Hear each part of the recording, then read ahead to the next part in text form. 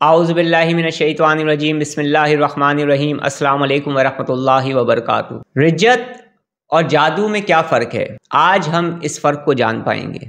मेरे भाई, मेरी बहनों और मेरे दोस्तों, रिज्जत के मौज़ूआत पर मैं अपनी मुख्तलिफ़ वीडियोज़ को अपलोड कर चुका हूँ और उन वीडियोज़ को बनाने का मकसद आप लोगों को अवेयरनेस देना है, ताकि आप अगर रिज्जत में मुब्तला हैं तो आप आहिस्ता आहिस्ता रिज्जत से बाहर आ सकें और आपकी ज़िंदगी में भी अमान आए, आपकी ज़िंदगी में भी खुशी आना शुरू हो और ये प्रॉब्लम्स आपकी सॉल्व होना शुरू हों जो रिज्जत की वजह से आती हैं।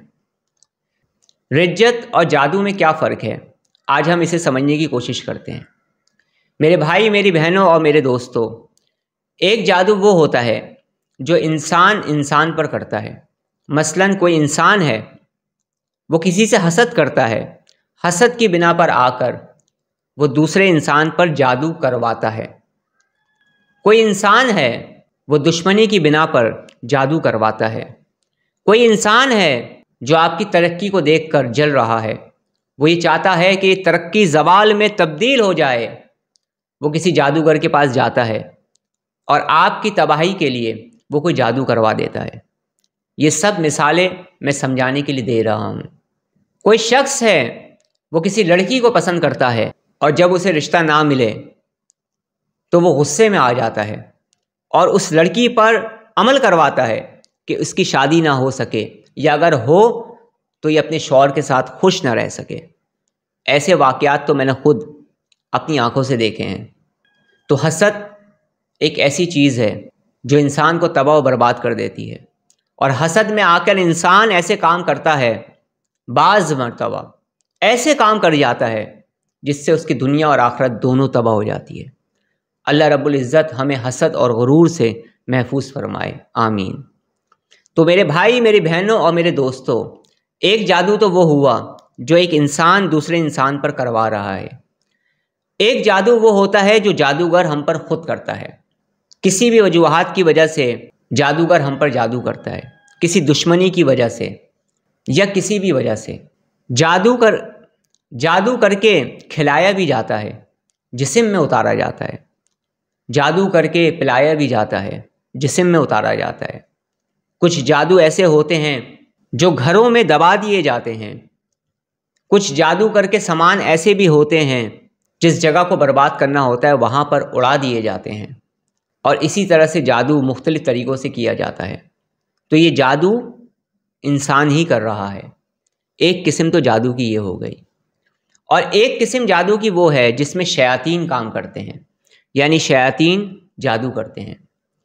किसी भी वजह से शयातीन जब किसी इंसान की ज़िंदगी में दाखिल हो जाते हैं, और ऐसे शयातीन जो ख़ुद जादू करना जानते हों, यानी उनके पास ख़ुद ऐसा इल्म हो, ऐसा इल्म उन्होंने ख़ुद सीखा हुआ हो कि वो जादू करना जानते हों, और फिर वो इंसान पर जादू करते हैं उसे तबाह व बर्बाद करने के लिए।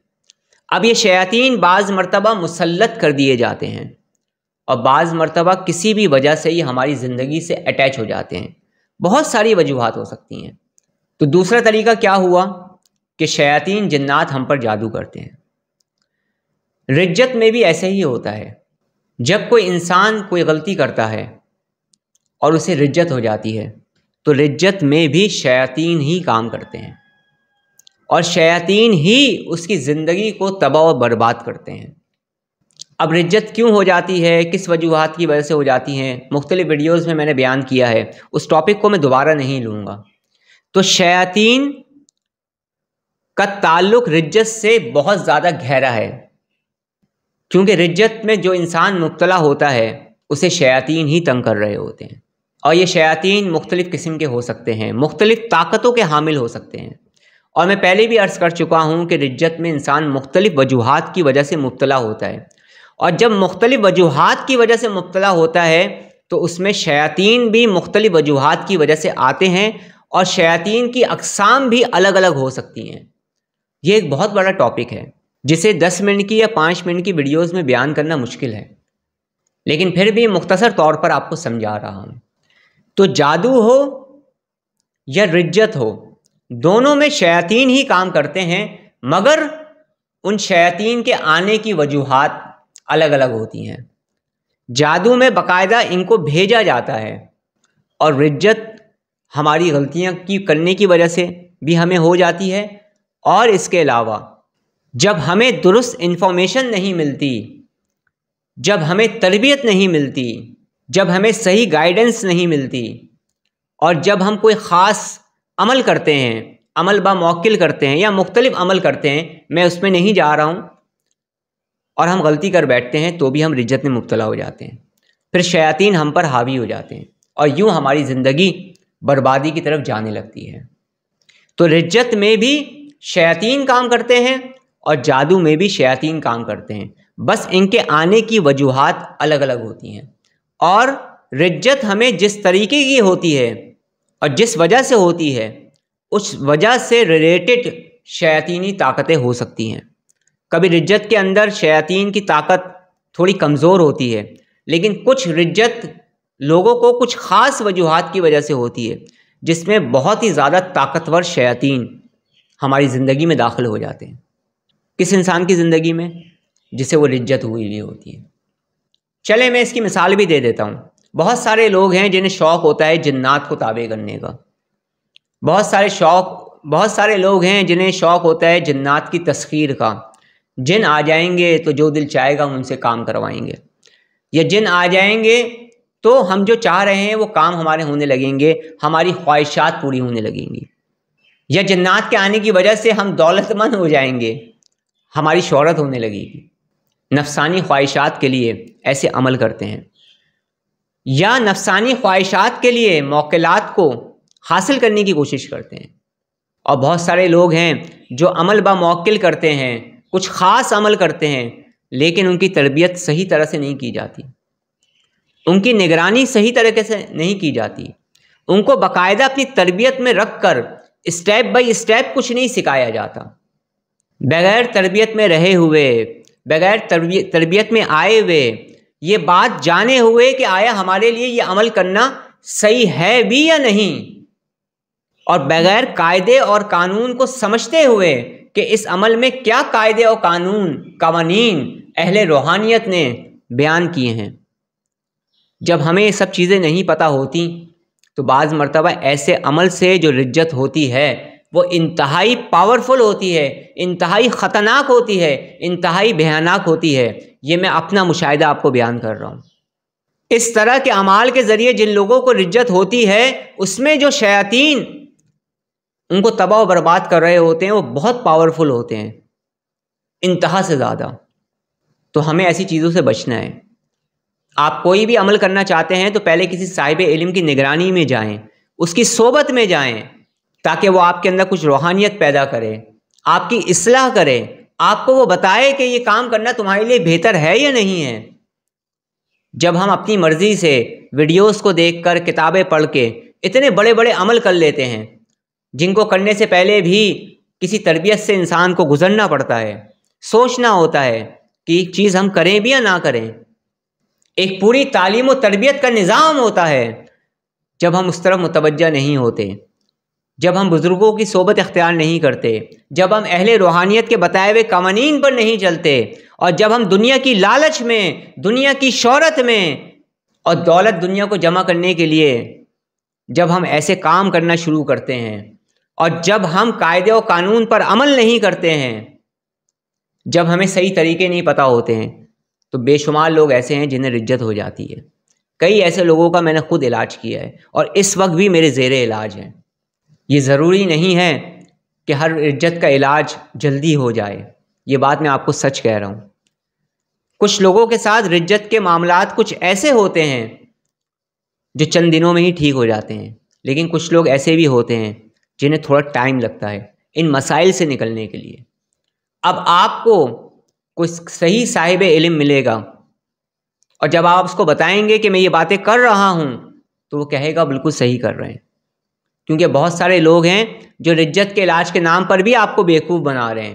2 دن میں علاج ہو جائے گا، 1 دن میں علاج ہو جائے گا، 7 دن میں علاج ہو جائے گا، ایسا ضروری نہیں ہے۔ کچھ رجتیں ایسی ہوتی ہیں جن کا علاج چند دنوں میں ہو جاتا ہے، معمولی نوعیت کی ہوتی ہیں، لیکن کچھ رجت ایسی بھی ہوتی ہیں جن کا علاج ایک ٹائم مانگتا ہے، ایک طریقہ مانگتا ہے۔ اس کے علاوہ بھی بہت سارے لوگ ہیں جنہیں مختلف وجوہات کی وجہ سے رجت ہو جاتی ہے. بہت سارے لوگ ہیں میرے بھائی میری بہنوں اور میرے دوستوں جن کو کسی ایک پر اعتماد ہی نہیں ہوتا. کئی مرتبہ کہہ چکا ہوں. ویڈیو دیکھ لی, عمل شروع کر دیا, کوئی روحانی عمل شروع کر دیا, کوئی روحانی چلہ کرنا شروع کر دیا, زکوٰۃ ادا کرنے کے طریقے شروع کر دیے, کسی کی صحبت میں آئے بغیر 5 دن ایک کا عمل پڑھتے ہیں, 6 دن سے دوسرے کا شروع کر دیا, 2 ہفتے کسی کا عمل پڑھا, اس کے بعد کسی اور کا شروع کر دیا. کسی ایک پر رکنا پسند ہی نہیں کرتے, یعنی کہ اس کائنات کے اندر کسی ایک انسان پر انہیں اعتماد ہی نہیں ہے. اس پوری کائنات میں انہیں کوئی ایک بندہ بھی ایسا نہیں ملتا جس کی ہدایات پر وہ مکمل طور پہ عمل کر لیں اور وہاں رک جائیں, صبر کر لیں. جب ہر عمل کو وہ ادھورا چھوڑتے ہیں, خود غلطی کرتے ہیں, تو ایسے لوگوں کو بھی رجت ہو جاتی ہے. اور دوسری بات, اگر آپ تسبیحات کر رہے ہیں بغیر اجازت کے, اگر آپ قرآن پاک پڑھ رہے ہیں, اللہ کی حمد و ثنا بیان کر رہے ہیں, تسبیحات کر رہے ہیں, اور صرف اللہ کی رضا کے لیے ثواب کی نیت سے آپ پڑھ رہے ہیں, تو آپ کو رجت کبھی بھی نہیں ہوگی. یہ بات یاد رکھیے گا.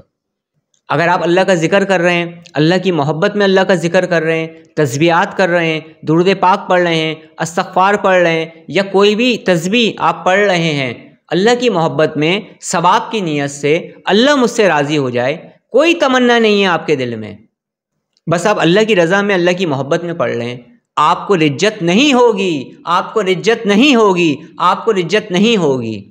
رجت انہی لوگوں کو ہوتی ہے جو خاص قسم کے اعمال, خاص قسم کا کوئی بھی عمل جس کے لیے شرائط مقرر کر دی گئی ہیں, جن کی تفصیلات بہت طویل ہے, جو کہ اہل روحانیت نے بتایا ہے کہ آپ نے جب کوئی عمل پڑھنا ہے تو آپ نے کیا کیا کرنا ہے, کیا کیا نہیں کرنا ہے. جب ان قاعدے اور قانون کو توڑ دیتے ہیں, اس پر عمل نہیں کرتے ہیں, یا انہیں پتہ ہی نہیں ہوتا ہے, تو ایسے لوگ رجت میں آتے ہیں. اور جو لوگ صرف اللہ کا ذکر کر رہے ہیں, قرآن پاک پڑھ رہے ہیں, تسبیحات کر رہے ہیں, اللہ کی محبت میں اللہ کا ذکر کر رہے ہیں, اور اللہ کی حمد و ثنا بیان کر رہے ہیں, انہیں رجت نہیں ہوتی. اگر آپ کے ذہن میں کوئی ایسا کانسیپٹ ہے تو اسے کلیئر کر لیں. رجت ہونے کی وجوہات ہیں. اگر ہم صرف اللہ کا ذکر اللہ کی محبت میں کر رہے ہیں, ثواب کی نیت سے کر رہے ہیں, اس نیت سے کر رہے ہیں اللہ ہم سے راضی ہو جائے, تو ہمیں پھر دعا کرنی چاہیے, یا اللہ ہمیں اور توفیق عطا فرما کہ ہم ذکر الہی کر سکیں. ایسے لوگوں کو رجت نہیں ہوتی میرے بھائی میری بہنوں اور میرے دوستوں. تو اگر آپ کو محسوس ہوتا ہے کہ آپ کو رجت ہو رہی ہے, تو میں نے 3 باتیں اپنی پچھلی ویڈیوز میں بیان کی تھیں, اور آئندہ اس کا طریقہ علاج بھی بتاؤں گا میں. تو ان 3 باتوں پر آپ عمل کریں. سب سے پہلی چیز, درود پاک کو کثرت سے پڑھیں. دوسری چیز, استغفار کو کثرت سے پڑھیں, اور کثرت کے ساتھ آپ صدقہ و خیرات کریں. یہ 3 کام کرنا آپ شروع کریں. بہت جلد میں رجت کے علاج کے حوالے سے پراپر ایک ویڈیو کو اپلوڈ کرنے والا ہوں. اس طریقہ علاج پر بھی عمل کریے گا, اور طریقہ علاج پر عمل کرنے سے زیادہ جو اس میں ہدایات دوں گا آپ کی بہتری کے لیے, اس پر ضرور عمل کریے گا. اگر آپ نے طریقہ علاج پر عمل کیا اور جو احتیاط میں نے آپ کو بتائیں اس پر آپ نے عمل نہ کیا, تو میں یہ سمجھتا ہوں کہ آپ کو میری اس ویڈیو سے کوئی بھی فائدہ نہیں ہوگا, اور نہ ہی میرے اس طریقہ علاج سے آپ کو کوئی فائدہ ہوگا. لہٰذا جو باتیں میں آپ کو بتاؤں آپ کی بہتری کے لیے, اس پر عمل کریے گا. آپ کو بھی فائدہ ہوگا جس طرح سے دیگر لوگوں کو فائدہ ہو رہا ہے. اللہ رب العزت کے حکم سے شفا تو اللہ دیتا ہے, ہمارا کام لوگوں کو درست گائیڈنس دینا ہے. اللہ رب العزت ہمیں ہر طرح کے شیطانی اثرات سے محفوظ فرمائے. اللہ رب العزت ہمیں ہر بلا اور مصیبت سے محفوظ فرمائے. اللہ رب العزت ہمیں حاسدوں کے حسد سے, شریروں کے شر سے, منافقین کے نفاق سے, ساحروں کے سحر سے محفوظ فرمائے. اللہ رب العزت ہمارا خاتمہ بالخیر فرمائے. اب میں آپ سے اجازت چاہتا ہوں. السلام علیکم ورحمۃ اللہ وبرکاتہ.